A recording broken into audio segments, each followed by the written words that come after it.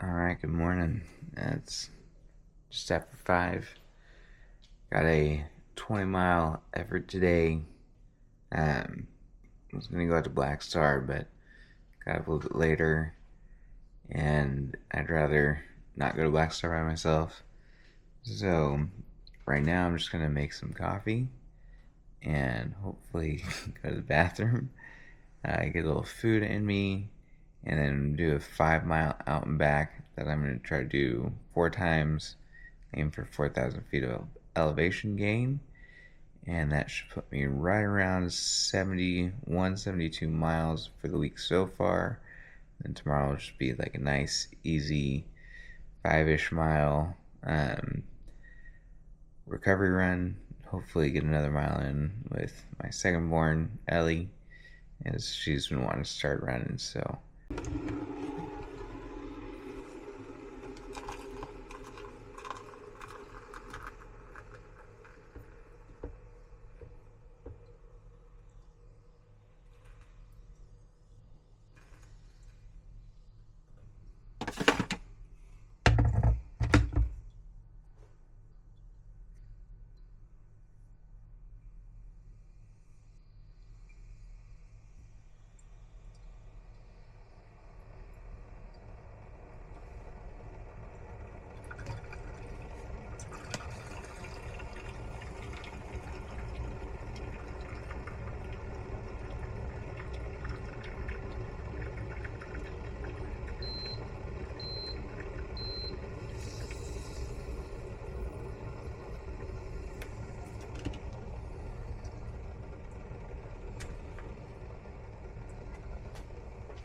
alright, I know you guys are super interested to find out, but I was able to go to the bathroom. Now I am getting together some G1M Sport Plus. This is Bare Performance's new product. It's basically a pre-workout for running. So this has 150 milligrams of caffeine, as well as their electrolytes, nootropics, and carbohydrates. So for breakfast, had some peanut butter toast with some honey and dark chocolate chips. Now I'm going to consume this, and while this kicks in, I'll be doing my runner strength workout. So while I'm not going to Black Star anymore, I still want to make sure that I'm hydrating the same. So I've got about 4 liters of hydration that I'm bringing with me. So not just water. 2.5 of those liters is electrolytes and carbohydrates, and I'm using Scratch's carb electrolyte drink mixed with BPN's electrolytes. Why did I do that? Well, one, to get more electrolytes, and I was trying out Scratch's product. Honestly, I'm going to go back to just G1M Sport, not the Plus that I just had or will have. The one without caffeine during my workouts. And I just Scratch way too sweet. So that's one reason why I add electrolytes, was hopefully change the flavor profile and play with stuff that's not sweet, because in Kodiak the sweetness just killed me. I couldn't use any of my products that I plan on using, or my fueling that I plan on using for Kodiak, because everything tasted way too sweet from the store. And then I've got my Camelback here with just water. So be carrying 2.5 liters of my electrolytes and carbs, and 1.5 liters just of water. And then I'll also be probably taking a gel every hour. So that'll equate to about 44 grams an hour, 180 calories per hour, which might be a little bit low. I'm okay with erring on the low side as I test things out, and we'll see how I do afterward. One product I really like from Scratch is their recovery drink, so I'll get some more recovery or carbohydrates after with the recovery, which is horchata flavored. And boy, does this Mexican kid love horchata. Might not look Mexican, but 50%, and that 50% 100% loves horchata. As I kind of went through this week a little bit, if you guys were following my stories, was it's okay to pivot. This morning, of course, wanted to get down to Black Star, do kind of this 24-mile loop that I had planned about a week ago, and was going to do it last week, but ended up doing San Gorgonio, which is so beautiful, so much fun. This morning, I was tired. Didn't get out of bed in time. I've got 4 beautiful daughters and an amazing wife, beautiful wife, and I don't want to be gone all day. So it was either get out of the house early, get started on the trail early, and get back, by 11 a.m. or pivot. Since now I'm not doing that early, I'm still early. I got up at 5, getting all this in. But plans change. And the one thing I kind of like better about this plan is, like I said, I might be under fueling a little bit. But I'm right by my house. I'm due right out my front door, go get out on the trail, 5 miles each time, out and back, and then I will be right at home base. So if I get hungry and come back to get some fuel, it's like having a little aid station, but plan is to not really stop. Again, I'm carrying all my water. It's about a 9-pound pack. Just with the liquids, I'll carry some gels, and that's all you need. So don't be afraid to change your plans, work with what you got, give yourself some grace. All right, so I don't know if you guys ever had this happen where you hear something, you're like, oh, that's neat. And you hear it again, you're like, oh, can't believe I just heard that again. And you just keep hearing it again and again and again, and it's like, somebody is trying to tell me something.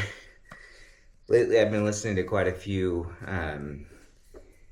ultra running podcasts during my longer runs where I'm trying not to ramp up intensity, and I try to listen to podcaster audiobooks when I'm doing that, so that way the music doesn't get me too excited. You never know what song's gonna pop on when you throw it on shuffle. But it's this phrase that we should be setting goals that scare us. Now, you guys might think, well, Zach, you already did that. 100 miles is scary. What? Duh. And it is, but I did it last year. Not to say that it's going to be easy this year because I did it last year. Even 50Ks are hard. Even road marathons are hard. Even fast paces are hard. But something's scary. So last year, Big Bear, 28 hours. This year, scary goal. I'm going to shave 8 to 10 hours off of last year's pace. Right now, a small handful of people that are actually signed up for this race, and they'll just sign up. We'll do this kind of messed up thing. It'll give you a race prediction. I'm predicted to finish in second. Now, as awesome as that is, my silly brain is like, well, why not shoot for first? So, yes, I am in it to win it. I am all into my training right now. And hopefully I show up August 1st. And honestly, I don't care if I cross the finish line first. What I care is as Sally McRae's hat and everything I got recently says, pass Gap and bury myself. I want to pass Gap and bury my previous 100-mile time. Again, last time was 28 hours. This time, shooting for original goal is sub 22. Now I'm shooting for more than 18 to 20. Hence why I've been putting in a lot of speed work, weight training, lots of hills, longer days on Saturdays, and even now, hopefully, moving forward, incorporate even more time running with one or more of my daughters just to get a little more volume and have fun with it. So set scary goals. You never know how far you can push yourself until you push yourself that far. Of course, I'm not going to let myself get injured or hurt or anything like that. Race smart. My wife and mother-in-law will at least be there to make sure that I'm doing that. My parents might come, who knows at this point. They do, awesome. Anybody's welcome. Folsom, August 1st, come on out. But yeah, so hope that encourages you guys. Go out there. Something's just been on your mind that you want to try and you're just like, I don't know how I can do that. Do it. Who cares? Who cares if you fail?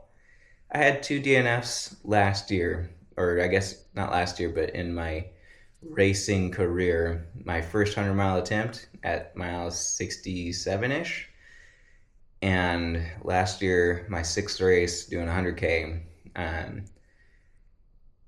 Was I bummed that I didn't finish it? Of course. I mean, it'd be cool to have a perfect record. Was it the end of the world? Absolutely not. As Sally and Eddie McRae like to say, or I guess more Sally likes to say, we have one finish line. One. It's not all these silly races that we do. And I love listening to people who are also believers, but we have one finish line, and that's the end of our life when we get to go up to heaven, and God willing, he opens up that book of life, looks you square in the eye and says, well done, my good and faithful servant. That's what I'm in it for. Pray that's what you guys are in it for. And let's have some fun along the way and be transformed. All right. 21.21 miles completed. 3 hours and 58 minutes. Just over 4,000 feet climbed. Average pace, 11:13. That was a solid effort. My right hip is bugging me a little bit, so I'll try to figure out what's going on there. Just roll it out with a lacrosse ball or something. But yeah, I mean, my goal was get that done in under 4 hours. Just beat that. At least 20 miles. Got 21.21. And at least 4,000 feet of climbing. I tried to run the entire last lap, which I did, but I added a different hill, and I had to walk that one because it's a much steeper hill. But there was somebody on the single track ahead of me, and I didn't want to run him over because he was going at a little bit slower pace. I wanted him to enjoy his day, his run also. But yeah, finished all of my fluids. I think next time I may double up the carb drink in 2 of the bottles and stretch that out a little bit more, and then the other 2 have more water, because after like 2.5 laps, I was noticing my Camelback bladder was getting a little bit light, and I didn't want to finish my plain water before I finished the run, so I stopped consuming it and stuck to my carb and electrolyte drink instead. So it would have been nice to have a little more plain water. All said and done, over 70 miles this week so far. I'll have some recovery time tomorrow and be transformed. It's not going to come easy. Somebody's got to do the work, and it needs to be you.